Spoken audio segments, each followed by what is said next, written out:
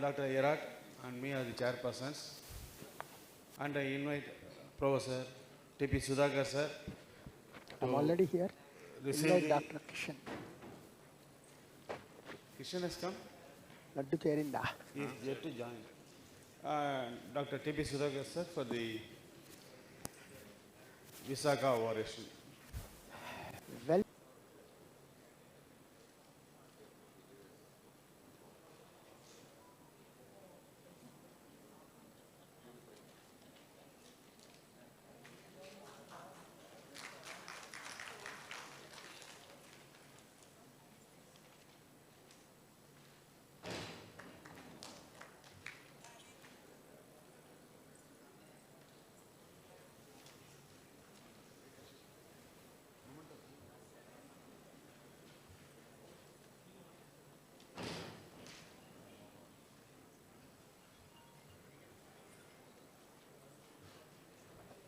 It's our honor. Now we are giving the prestigious Visakha oration to Professor T.P. Sudhakar sir. Sir, we are grateful to you for accepting the oration, sir. We have the citation, the cash award, and a memento. Double.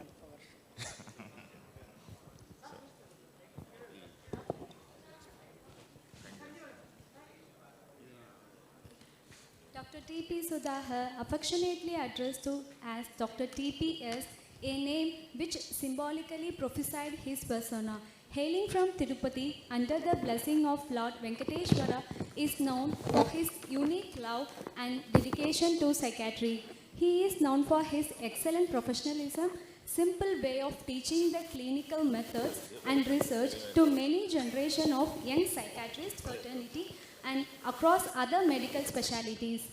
An organization from the school, Guru Chella, All India Institute of Medical Sciences, with an indomitable spirit and enduring commitment. During his PG training and subsequently recognition as a teacher at SVIMS Tirupati, developed an outstanding interest in teaching, research guidance, and was principal investigator in WHO, Government of India, sponsored ECA survey on epidemiology of mental disorders for 2 biennia. His research spanned in many areas of psychiatry from drug development to community psychiatry. He has shared his research findings through articles in various reputed journals. Even after his retirement, he is busy clinician at Apollo Medical College, Chittoor.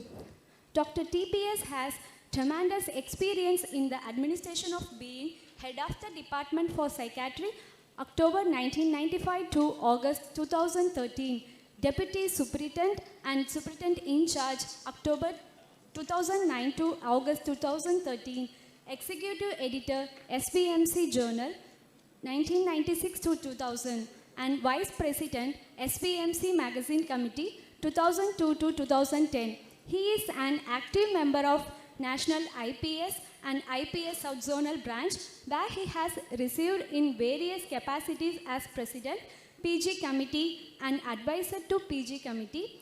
Dr. TPS is a member of Indian Medical Association, Life Fellow of Indian Psychiatric Society, Life Fellow of Indian Association of Private Psychiatry, member of Indian Association of Social Psychiatry, member of Indian Association of Biological Psychiatry, member of Indian Association of Ethics and Clinical Research, international member of American Psychiatric Association, and international member of Neuroscience Educational Institute, Chantigo, USA.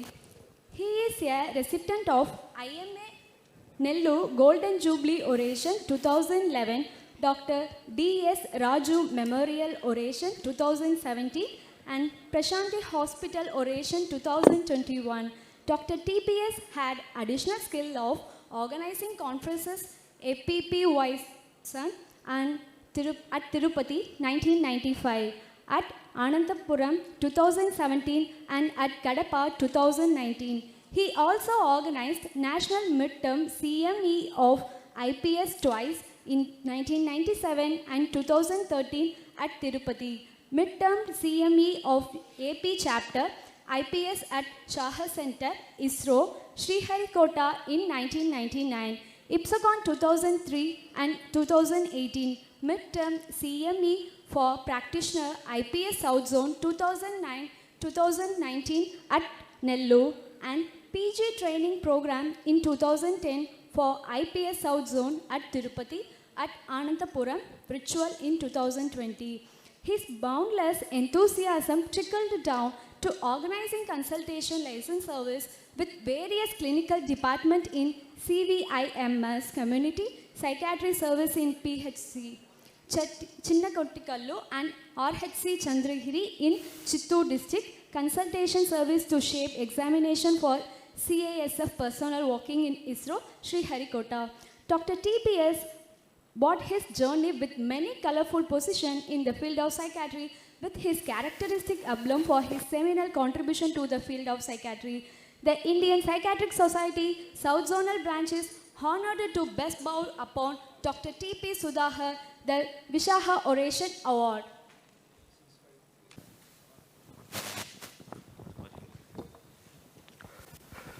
Sir, I'm honored, sir.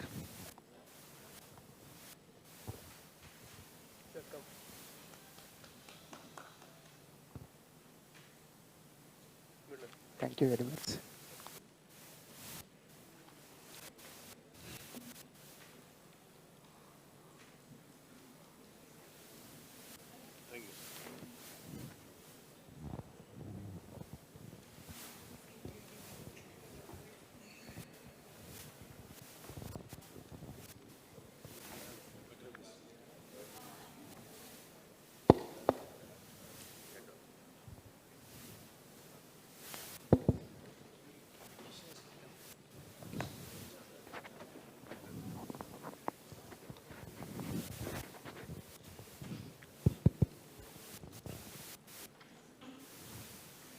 Good morning, everyone. We are here to hear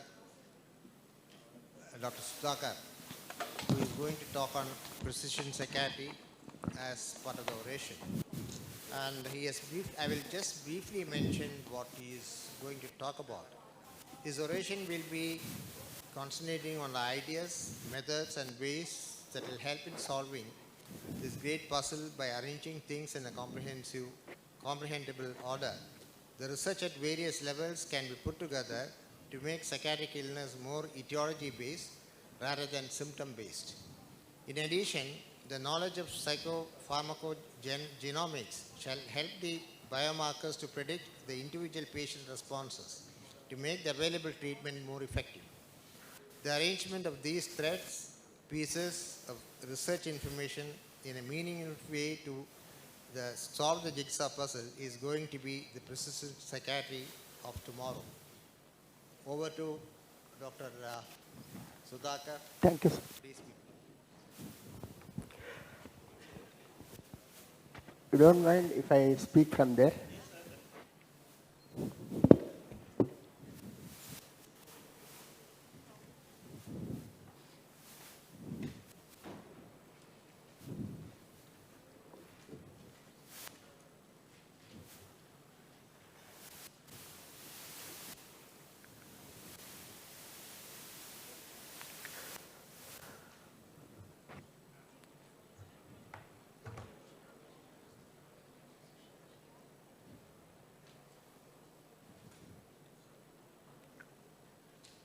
Good morning. Many of the seniors who are off the dais, my friends, my junior colleagues, some of my students are also around. And it's a real happy occasion in my life to stand here receiving Visakha oration in the temple city of Madurai. Sir, President sir, luckily he is my chairperson also, I'm afraid of him, in fact, on certain aspects, because he's so strict with rules. That's what actually he had shown in his presentation also. Anyway, thanks for your kind introduction, sir. And at this juncture, probably I had to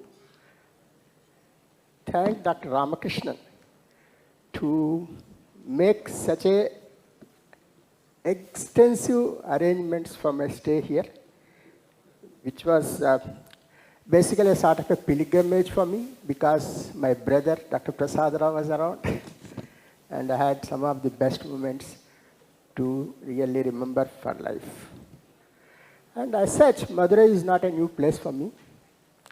I had been an examiner when all other examiners were refusing to come here. And those days it used to be very, very tough. And actually, Dr. Venkabarao was sort of a mentor for me. And he was my examiner, in fact, when I appeared for MD. And of course, I Kishanji. have been an examiner along with Dr. Sheila Fen, Dr. Govardhanam, and Dr. Samila. And after that, I stopped coming to Madurai because the particular route from Tirupati to Madurai was under repair.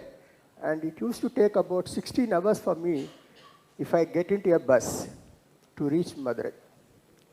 And unfortunately, MGR University those days refused to pay airfare. So actually, I have almost broken my back traveling. So I thought it's high time that I should stop coming to Madurai. But I should not forget the other associations with Madurai, especially Dr. Ramanjam, who was an assistant professor at that time, who used to give good company to me all along. And of course, I respect Dr. V.D. Krishnaram Garu for all his help throughout. And of course, Aravind, I know him because I was his examiner.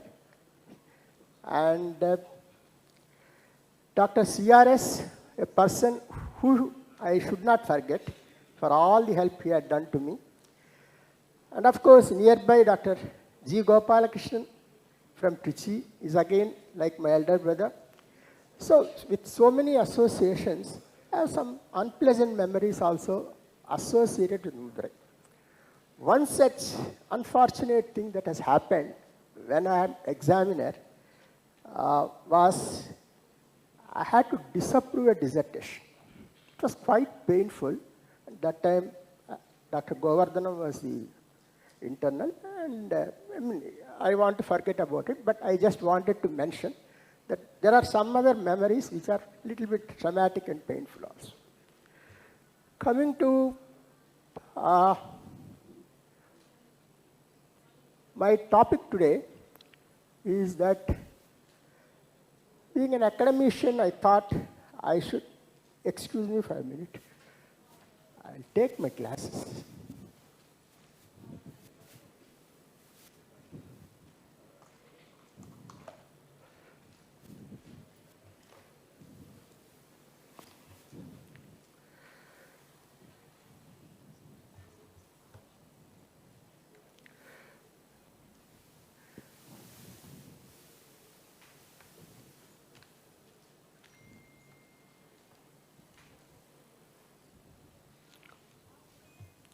My journey in psychiatry started basically as an academician. Right from I left All India Institute in 1983, I was working in JIPMER as a senior resident for almost 1.5 years, where probably I have improved my Tamil, and I probably learnt a little bit of writing and reading Tamil script also. In that way, it has helped me because I practice in a border town of Tamil Nadu, that is Tirupati, and I see usually a lot of Tamil clients from Tiruvallur district and Kanchipuram district, and of course North Arcot district. Now it's called Vellore district. Of course, now I work in Chittur, which is hardly about 35 kilometers from Vellore.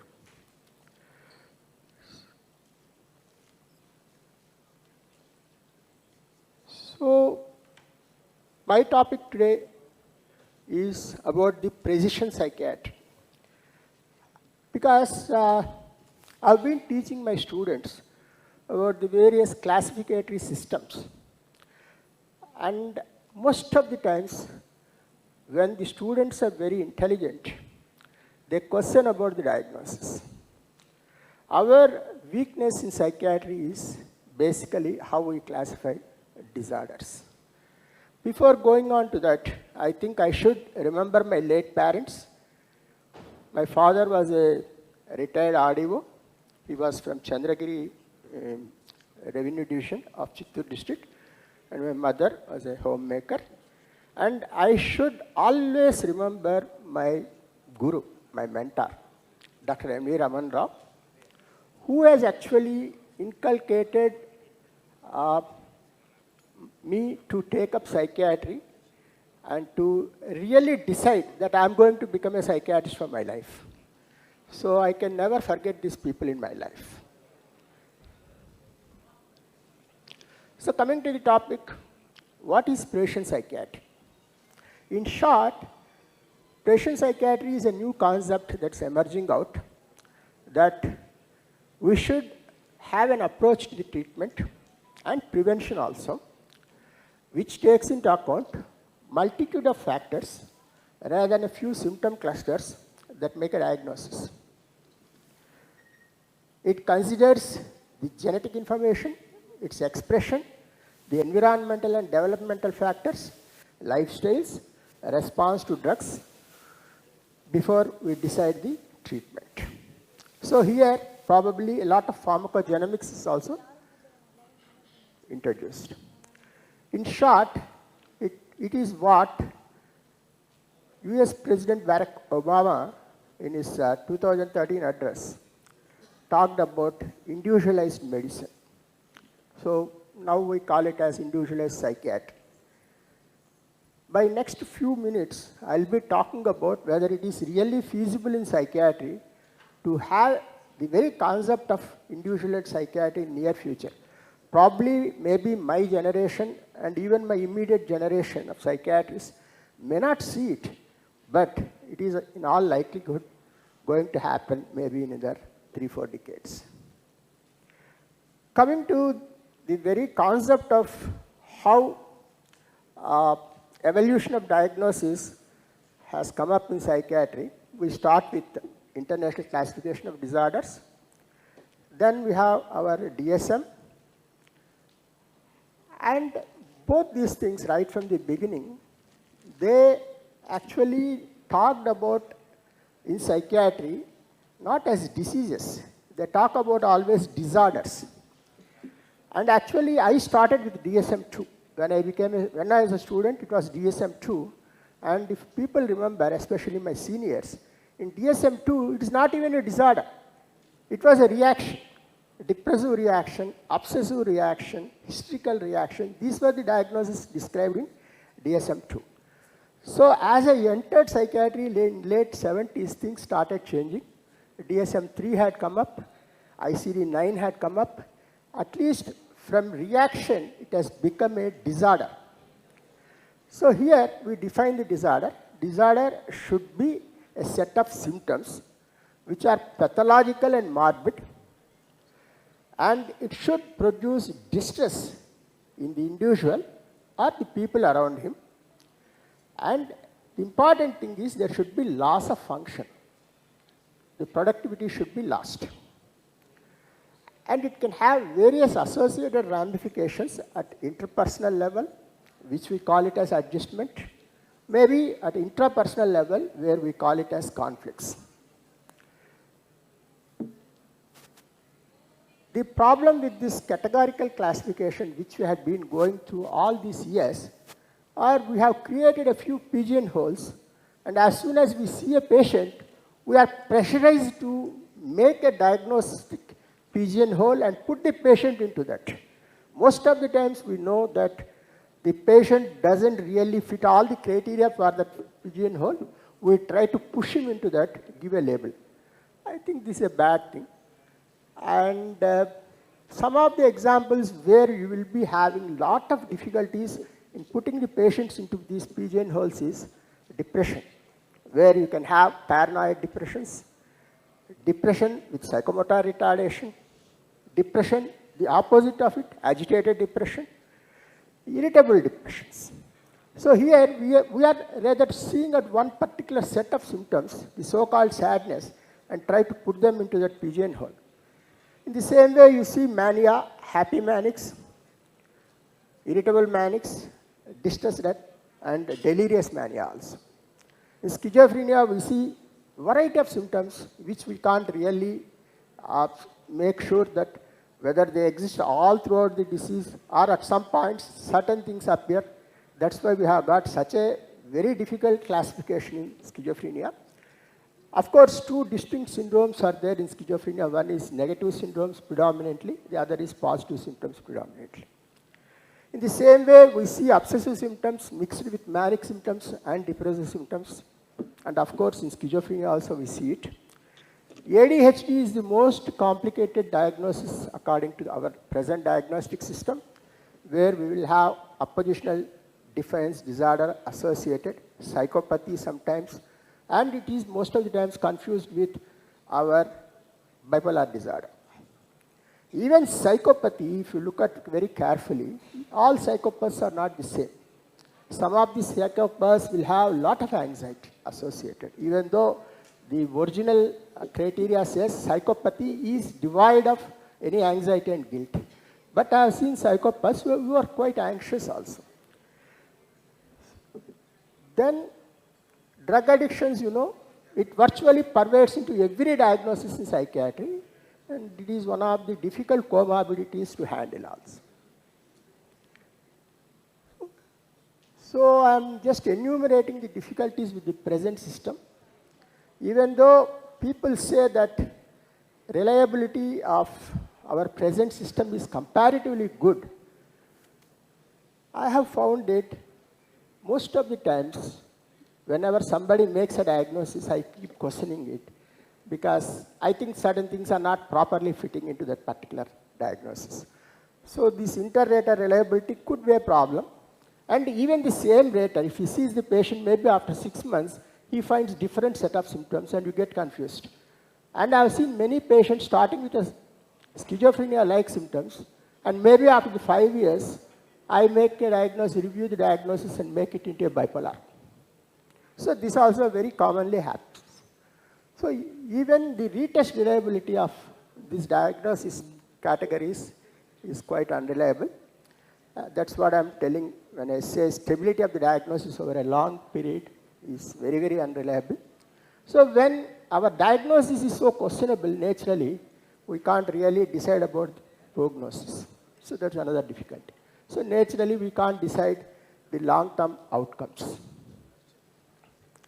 So when so many deficiencies are there in the present classificatory system, the impact of whatever intervention we make will be very, very unsuccessful. And when we do studies with the even same set of patients, the replication on various biochemical parameters keep changing. I will elaborate on that maybe a little bit later.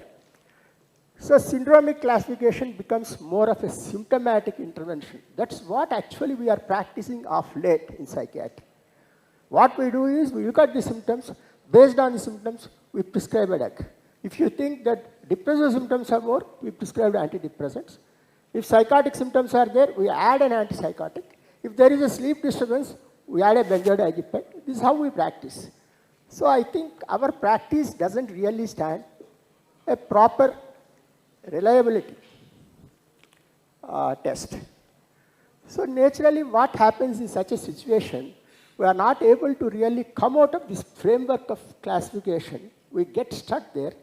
So apparently, there is no development or advance in our understanding of mental illnesses. Then if that is the scenario, why are we still continuing with this classification is the next question we have to answer. Because we have no other alternative, we have to somehow communicate with our own co-professionals. We are continuing this. This is one. Of course, statistical, rather health statistics is very important for any nation or even any hospital to have some idea of what they are exactly doing, how much service they are offering to the public. So at least for that purpose, we should have some classification at hand. then at least some sort of an assessment we have to make, some sort of an assessment we have to really plan. For that, we continue with this classification. Most important thing, especially the people who have worked with multiple clinical drug trials, they will realize the importance of this classificatory system. If you don't really apply this classificatory system, no drug will be approved for routine usage. So actually, rather pharma people, when they carry out the research on a particular new molecule, and the various regulatory authorities, they force us to follow the system, and we go by that system because we are helpless. As I said, there is right now, there is no alternative. Only thing we can do with this classificatory system is at least to bring out some sort of a uniformity across the countries and cultures. At least this has been fairly well established when we have done international pilot studies on schizophrenia. As I said, even for deciding the prognosis in a broadest way, you should have some sort of a reference. That's why we are still following this classification. I will just move on to the next concept, that is what ideally should be a classification. I will take our sister branch, neurology, as an example. At least they make a diagnosis based on the demonstrable signs in addition to symptoms. See, this is the difference between psychiatry and neurology. In neurology, they have a demonstrable sign at a given point of time.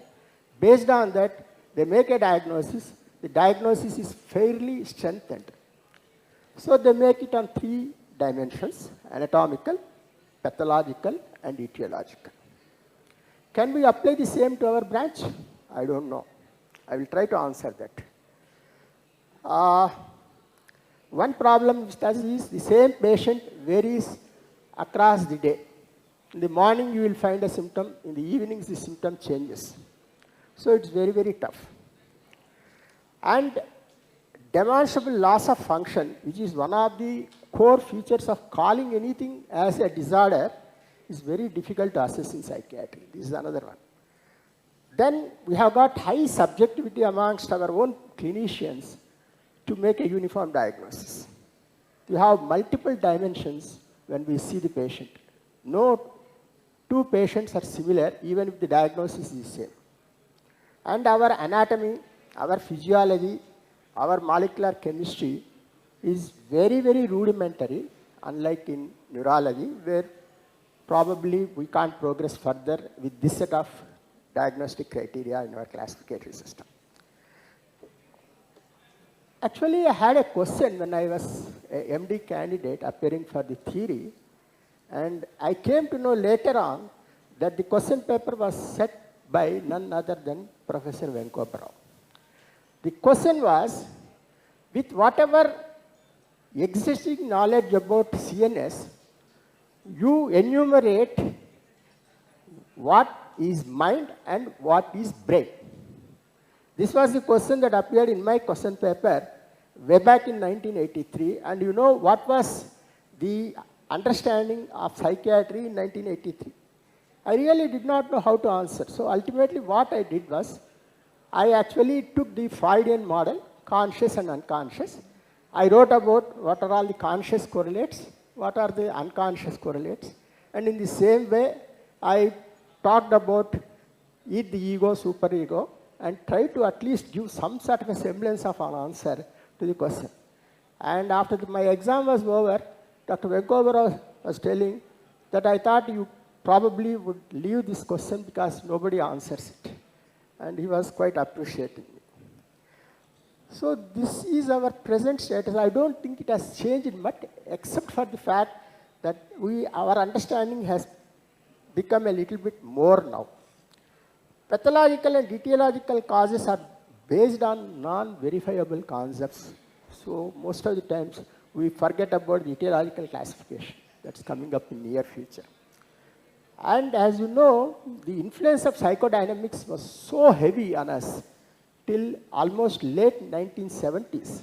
Only after I told you that after DSM-3 came, probably we have shifted from psychodynamics. Now I am very happy that the Freudian psychodynamics, the Freudian influence on psychiatry had become a footnote in most of the textbooks. They don't talk about it, even though for academic sake, in the first paper of MD examination or DPM examination, we talk about the basic Freudian concepts or the neo-Freudians. Otherwise, nobody really bothers and tries to apply that knowledge onto the patient. And in our patients, not as in neurology, we see a lot of genetic susceptibility. Everybody accepts that whatever patients you see, most of them will have another patient in the family. So this is something which we have to explain, and this is very difficult at this juncture. I will also come to that later on. So now the question is how to further go about this, how to overcome these difficulties.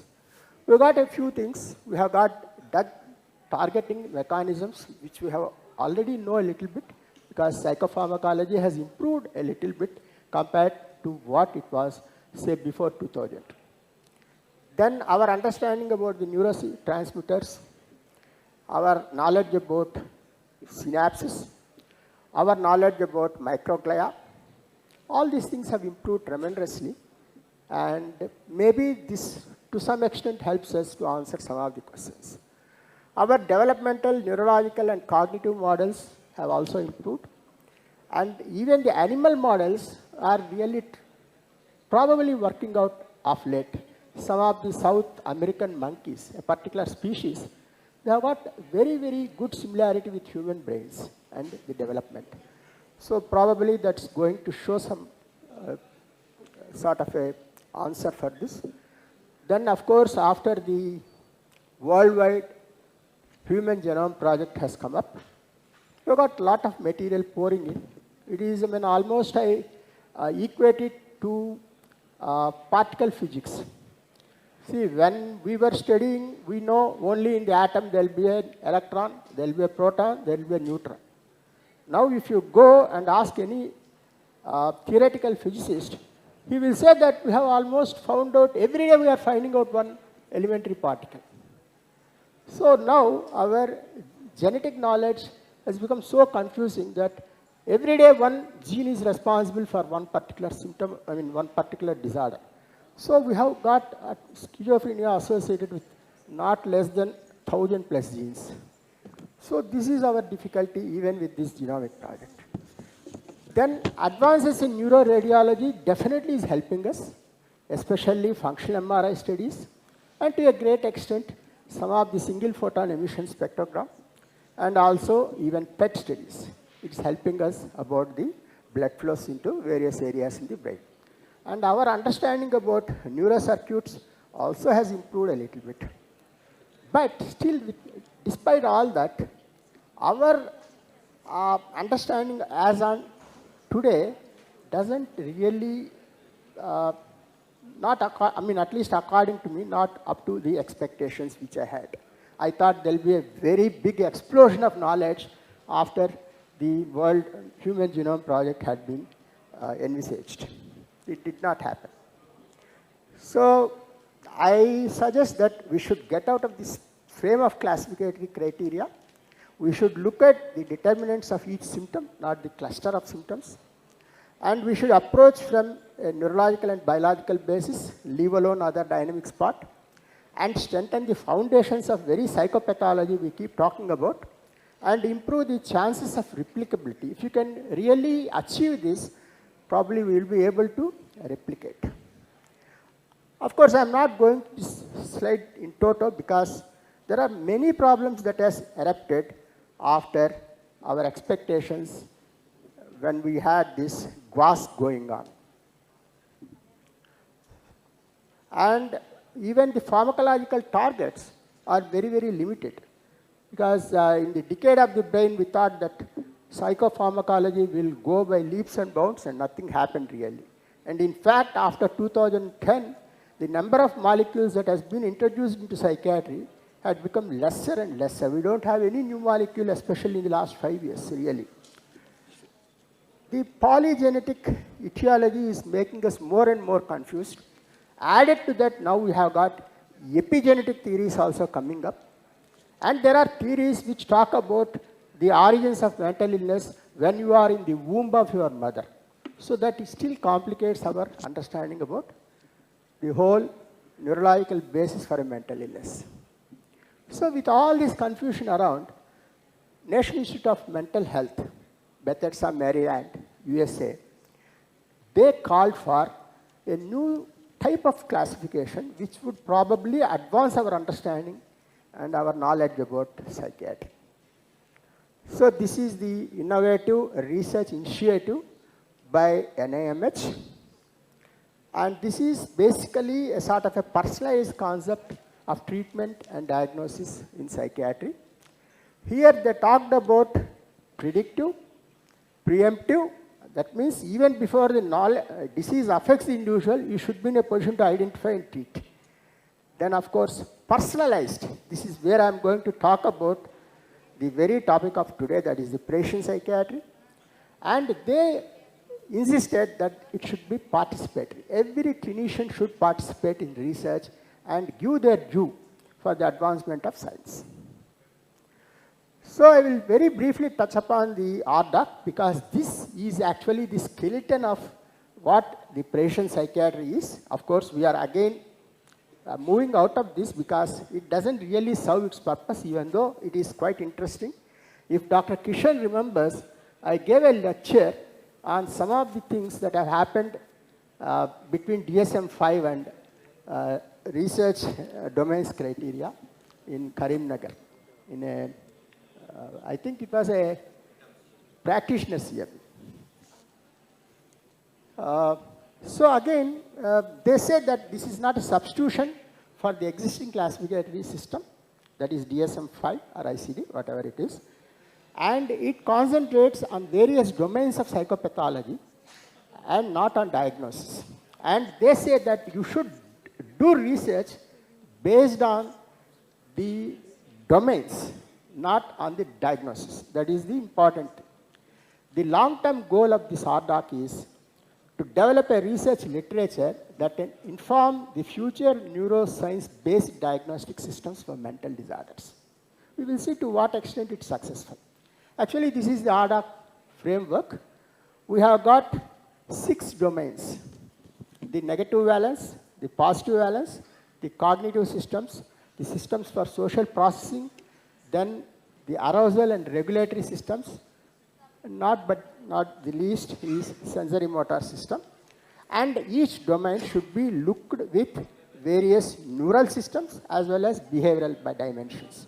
So according to the neural systems, it is the genes that are responsible, the molecules that are underlying as a pathological process, the cells, what is happening in that, and the circuits that are important to carry the information.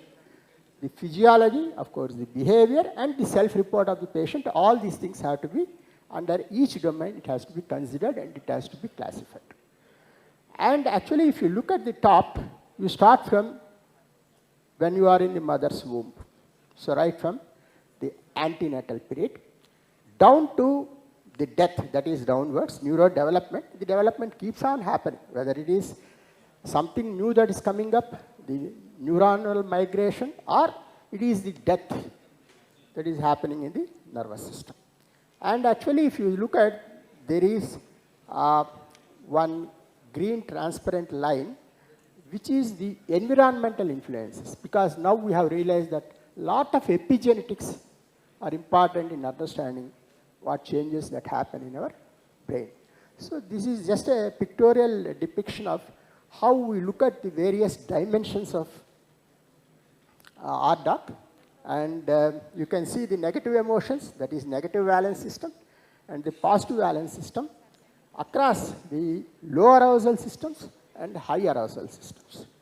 So you will have a lot of things coming up, appearing on the graph. And we try to do like what exactly are the underlying mechanisms, what is happening in the cells, what is happening with the neurotransmitters, what is happening with the genes, what is happening with various circuits here. So this is what they are trying to do. And NIMH somehow has become so pathologically obsessed with RDoC system, they are doing all the funding only for those researchers who adapt to this system. Actually, this is one of the biggest criticism against RDoC system. So whatever research that's happening in the US at least, and to some extent in Canada, they totally depend on RDoC system. So naturally, the other researchers are getting a little bit frustrated about it. I think it's a very crowded slide. I don't know whether you can really make out. What it means is, basically you have to do digital phenotyping, and you have to look at the social processes, the valence systems. On the left is the negative valence, on the right is the positive valence. And as I said, you have to actually look at the behavioral self-reports and physiology. On the other side, you have got circuits, cells, molecules, and genes. Gather all this information, put it into a data bank. So if you keep filling up the data bank, maybe with our explosion in digital technology, one day we can club all this data and derive some answers sometime in future.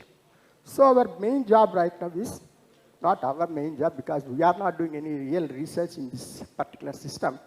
At least most of the information which we get from US is based on this now. As I said, funding is one of the main limitations in RDoC. People are not very happy with it of late. I will come to some of the real criticism, which is very meaningful also about RDoC system. The big data banks are required to establish these data banks. Actually, they collect the information right from the patient enters the hospital, at least at the end of the time when you think that he has become asymptomatic, then maybe at the time of discharge, and then maybe after 1 year. For each patient, at least they take 4 sets of data, and all these things will be put into that big data banks. And organizing these data banks and trying to merge them is one of the biggest limitations of RDoC studies. And what is happening in this big confusion is, if somebody finds something good, even in a small study, that is not valid as per RDoC. Because it's an isolated, small study, which cannot be replicated again. So RDoC says it's useless. And usually they stopped funding such type of studies. These signature banks, as I call it, big data banks are basically signature banks. Signature bank means it collects all the information related to that individual. That is, individual signature is there, all the information. University of Montreal actually has established their own big signature bank. So again, another signature bank is developing in Canada. And computational psychiatry has become a specialty of late. I don't know how many of you have heard about computational psychiatry. They are using very, very huge computers to really process this data, whatever is accumulating. And much time consuming for getting any breakthroughs. We have not so far got any clear-cut breakthrough despite almost 12 years of existence of RDoC framework. And I don't really expect any aha phenomena happening in future also. So these are some of the criticisms against RDoC. This you can get from these 2 authors who have written a beautiful article on how RDoC system is working and what are all their complaints against it. You can actually type the names of Ross Margolis. It has been published in Molecular Neuropsychiatry very recently in 2019. And I am just giving the gist of what they talked about. They said it is a too ambitious project, which is not really worth. And they are trying to understand what is normal first, and they want to know what is abnormal. So this is very difficult concept even for a common lay psychiatrist to understand. So it's basically a sort of a top-down approach, which is not practiced in any medical field. So their approach itself is wrong. It is like, I'll give you an example. To really make a diagnosis of pneumonia, you start with the respiratory rate of the patient. No, definitely not. you will really concentrate on the pneumonia part of it, not how respiration takes place, what is physiology behind it, what is the anatomy behind it. All these things, of course, we know it, but we don't start from there. So what RDoc is primarily trying is to start with top.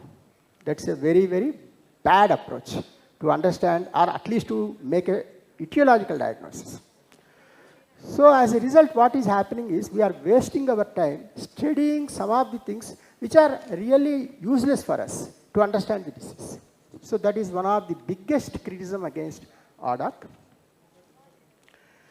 And these are again some of the critical statements that have come up in the last 2 years about RDoc. Clinical vision is narrowed, leaving clinicians unable to really apprehend the fundamental aspects of patient's experience.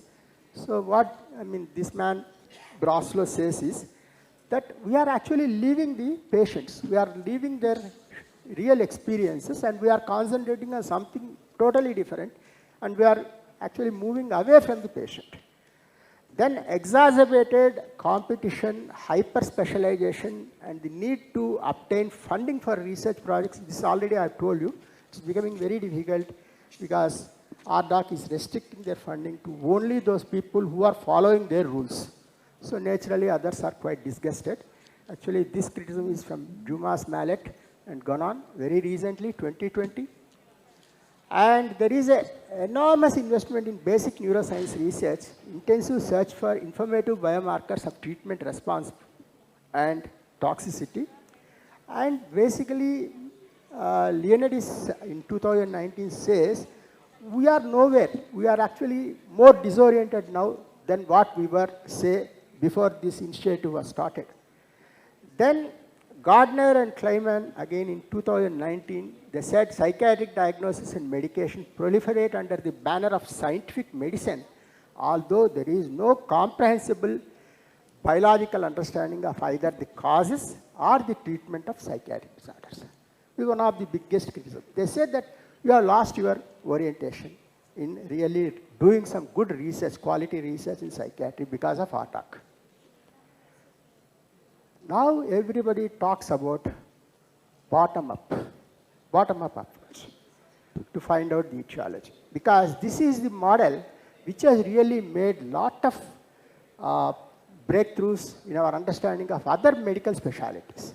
So they said this is what we should do, not the top-down approach. Enough evidence is there already. I will just mention 2 or 3 studies about this bottom-up approach. The discovery of the roles of specific genes and pathways in disease pathogenesis, some common to multiple diseases, others are more specific to particular disease we are studying, that's emerging out now. And actually this is where probably RDoc system is slowly transforming to real patient psychiatry. Patient psychiatry now concentrates on studies which are planned on mental, social domains in a comprehensive way. We are not ignoring it, but at the same time, we are changing our approach to understand the pathology. We are coming from down to up. This is bottom-up approach. The collection of data from various sources already we have done is going to be through computational psychiatry, computational psychiatry only, using most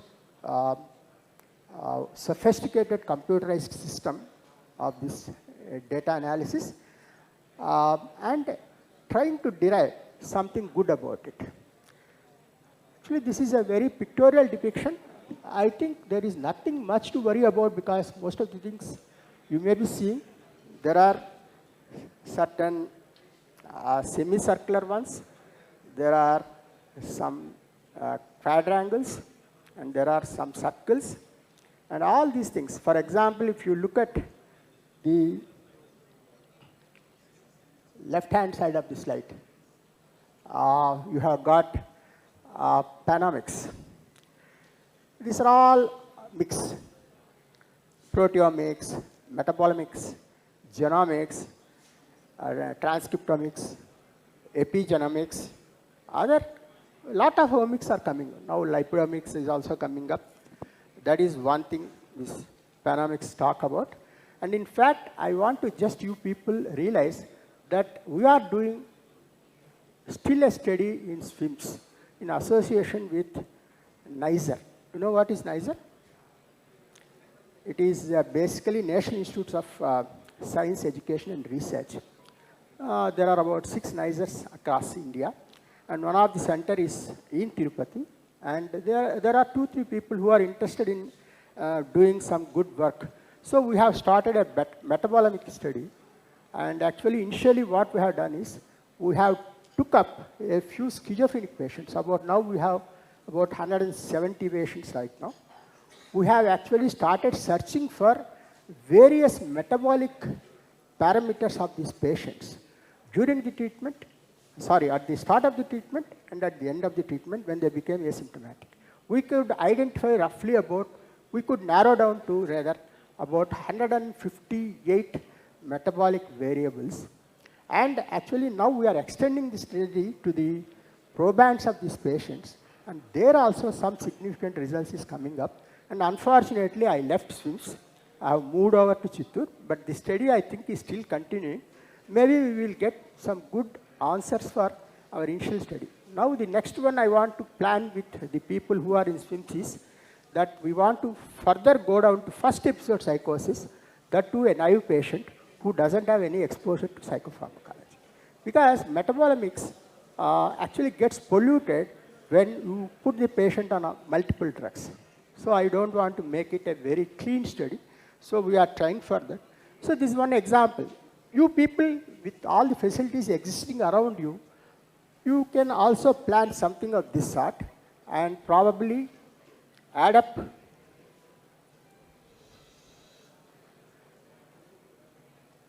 to our knowledge. So we have got the various Panomics, molecular biosignatures. As I said, the data which I have collected, the big data, the neural circuits knowledge, the cognitive neuroscience and neuropsychology, then of course the patient individual data, the environmental factors that are there in the background of the patient, the physiology as we understand about the patient. So all these things, if you put together into systems biology, computational psychiatry, that is the biosignature of each individual, and if you add pharmacogenomics to that, you will know that our patients do not belong to one only particular population. You can actually see the colors of the various individuals, right from very dark to very light. In between there are various colors.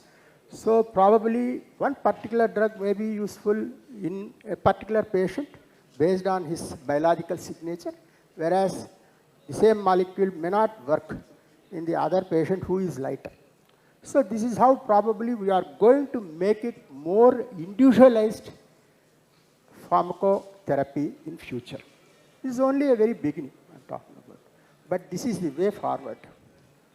This is a simple algorithm for the future of patient psychiatry. As I said, we have got the clinician here,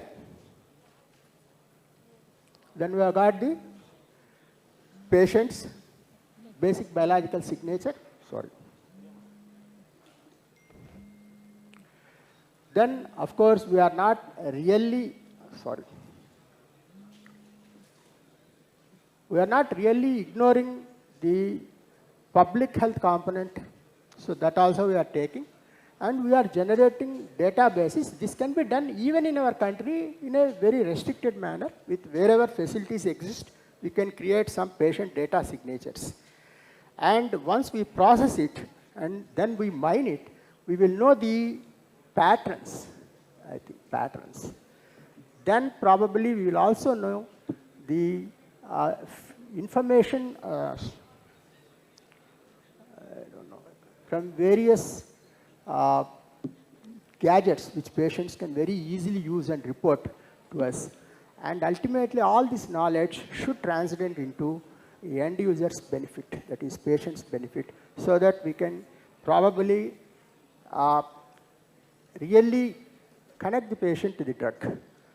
So it becomes more individualized. This appears like a dream, but this is going to happen one day. That's why our late President Abdul Kalam said, you dream big, so we will start dreaming big. And of course, you know about the GWAS studies. I'm not going into the details of it. It will, rather, instead of that, I will talk about hypothesis versus data-driven approaches. Here, we are not starting with any known hypothesis. We are not making a hypothesis and try to see whether this hypothesis is wrong or right.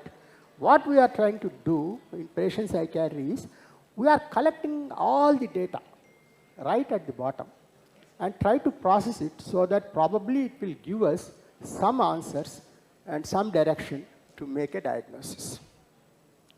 As I said, omic techniques, probably in your own places, you can find out, collaborate yourself with some of the big centers who are interested in rather co-opting with us or coordinating with us and do some studies. Probably in India also, to some extent, within our limitations, we can develop some sort of an approach of this sort. And these are two examples I'm just quoting for the interest of the postgraduates especially. One is the PsycEncode project that's really giving us some sort of answers. We could really pick up some of the phenotypes which are important in individualizing the treatment methods for various patients based on phenotypes. And especially the progress which they have made in autistic spectrum is quite remarkable. Even in bipolar disorder and schizophrenia, even though there is a lot of overlapping, still they are able to make some progress. And of course, this is a pictorial depiction of what exactly PsycEncode project is doing right now. They are mainly concentrating on controls on the one side, bipolar disorders, schizophrenia, and autistic spectrum disorders, because there are a lot of common phenotypes among these three diagnostic categories. They are trying to separate each and every characteristic of the patients who suffer from this. And this is another good study that is coming up with some answers. Again, as I said, this is not a hypothesis driven. This is basically collecting information, it's data driven. The rapid genetic advances in schizophrenia, the affective disorders, and other major mental illnesses over the past few years provide very, very powerful support for a bottoms-up approach. And this is the answer. This is called as bipolar schizophrenia network intermediate phenotype study. This is becoming quite popular. Actually, if you look any website with BSNP, they will give you all the information. They keep on updating. There are about 6 centers in US which they are working with, and they keep updating the knowledge on this. Of course, again, this is a very short picture of how the future prediction psychiatry looks like, right from birth as time passes on. You have got classifiers, patient stratification should take place. The diagnosis, course, outcome, we will know better as we collect more and more data. Pharmacogenomics will add to our knowledge of treatment, and we will probably be able to predict the risk once we get a lot of data properly computed, and then the molecular diagnosis may also emerge at some point of time. This is the SWOT analysis of patient psychiatry. There are some barriers, as I said, the cost, the stigma with this, because again, a lot of ethics are involved in this, carrying out this research. You have to be very, very careful about it. Then the physical awareness, the bureaucracy, red tapeism, drug interactions about which still we do not understand anything. Food interactions, actually most of our patients, they don't ask our permission to take alcohol, but they will ask so many questions when you prescribe a simple drug like, say, very safe drug rather, like escitalopram. They will say, doctor, with this I am getting constipation. But they will keep drinking without any questions. So this is the present status of our populations also. These are all the things, facts of life, we have to accept and go with it. Then the compliance is another issue. I keep talking about compliance to my postgraduates because this is one of the important topics which our textbooks never talk about. Only when you go into practice, you will realize how important it is to really take care of this as a treating physician. And some of the drivers, they are there: deep phenotyping, integration of clinical and molecular data, machine learning, and all these things put together should give rise to precision medicine, decreased costs, drug repurposing, and of course, on the other side, it will be probably more efficacious and for the benefit of the patient. So opportunities, as I said, it's a very, very ambitious endeavor. As I said, we are dreaming very, very big, but I still feel that it is really propitious and it is going to become a reality. The odds of turning this ideal into reality have considerably increased with the development of powerful biological tools at our disposal. As I said, the omic techniques, methods, our understanding about the brain physiology and imaging. All these things is going to really help us to arrive at some answers.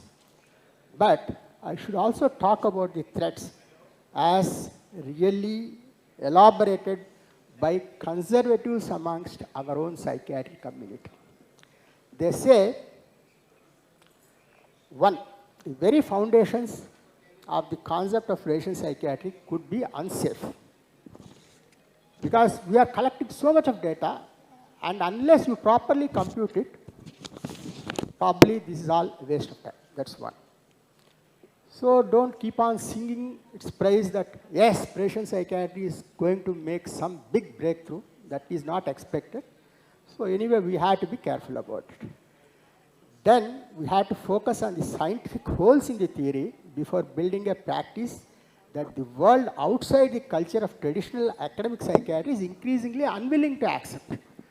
So most of the very conservative academicians also, they are not very, very optimistic about it. They are unlike me. And this is a photograph of a very recent World Psychiatric Association meeting, which along with Prasad, I attended in Mexico City.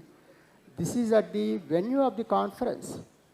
Any failure in our attempt in biological psychiatry will be igniting another fire. We will be seeing another spate of anti-psychiatry movement. Here actually it is written in Spanish that they are against electroconvulsive therapy. They say that no electroshock, no cura, no tortura. So this is what it says. So this is another picture at the venue of the conference. You can see so many people are against us. And if we fail in this endeavor, probably we are going to see these demonstrations even outside our clinics. That may happen. Thank you very much for giving me this opportunity to share a few of my ideas about what exactly lies for the future of psychiatry. Thank you very much.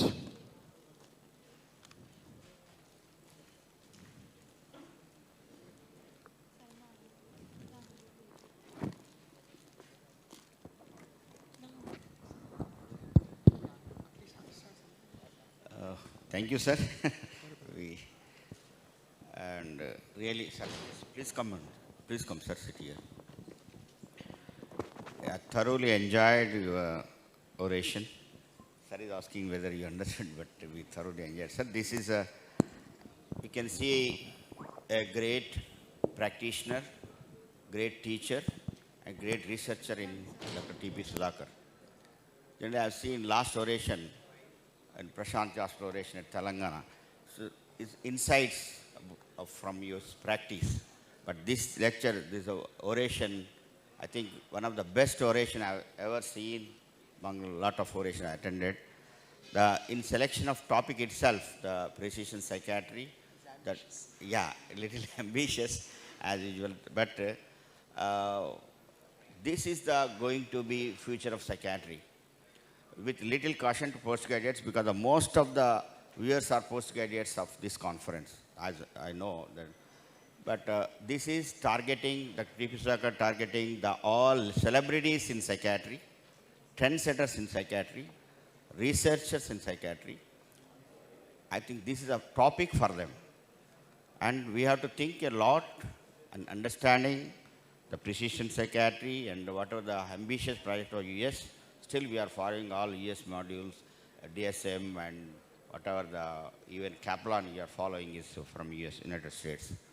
Now the future, probably, whatever the T.P. Sudhakar said, the predictive, preemptive, and precision psychiatry and personalized psychiatry is going to be a reality, and we are traveling into that direction, probably by using computational psychiatry, machine learning, and artificial intelligence. These are all the things by balancing both top-down and bottom-up approaches, and this is going to be reality. But a little caution to the postgraduates here. This is a bird view given by a great teacher, Dr. T.P. Sudhakar, targeting the senior-most people, alerting the practicing patterns. But postgraduates should stick to their syllabus, the basic learning of ICD, DSM, whatever the modules given in psychotherapy and the basic, including Freudian and psychotherapy techniques and thorough biological psychiatry. These are all the things to be learned properly. Then I think this is the T.P. Sudhakar sir has given a bird view of psychiatry. Probably you will understand this better in your future endeavors. Thank you. Over to Ramanan sir for comments. Yeah, so please, sir.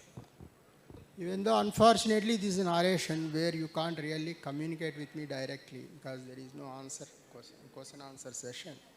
But I invite you, all youngsters especially, I have given my email ID, sudhakartp@gmail.com. Any one of you can communicate with me on mail. I'm ready to answer many of your queries. I'm ready to supply as much of material as possible for you, probably to do some kind of a research with whatever little facilities you have around. And as I said, every clinician should be a member of this group, and we have to really contribute to this data which we are trying to accumulate. Don't think it's only US or Canada doing all this research and we are just following their footsteps. No, it's not like that. We should, because we are also becoming a little bit of developed country of late, you should look forward and try to inculcate more scientific bent of mind in your practice, and within your capacity you can start doing some research of this sort, right? As I said, the bottoms up research. So this is a sort of a postscript for my talk. Thank you, sir. We know that your contribution for research area about South Zone and other things, and I think in developing research, starting in research initiatives and developing research funds in South Zone, and I think it's going to be module for IPS National. Over to Ramanan for comments. This is an exhaustive presentation by Dr. Sudhakar, an eye-opener for everyone, especially the postgraduates, as Dr. Kishan said. And I thank the organizers on behalf of Dr. Kishan for asking us to chair this session, though as a privilege. Thank you.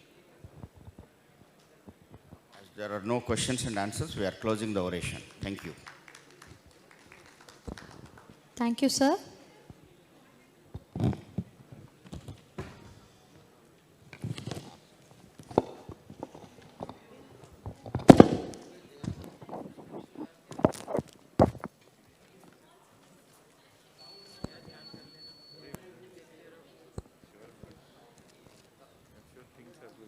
I request Dr. Kishan to stay back on the stage for a minute. I invite Dr. Arun Kumar to hand over the memento to Dr. Kishan Kumar.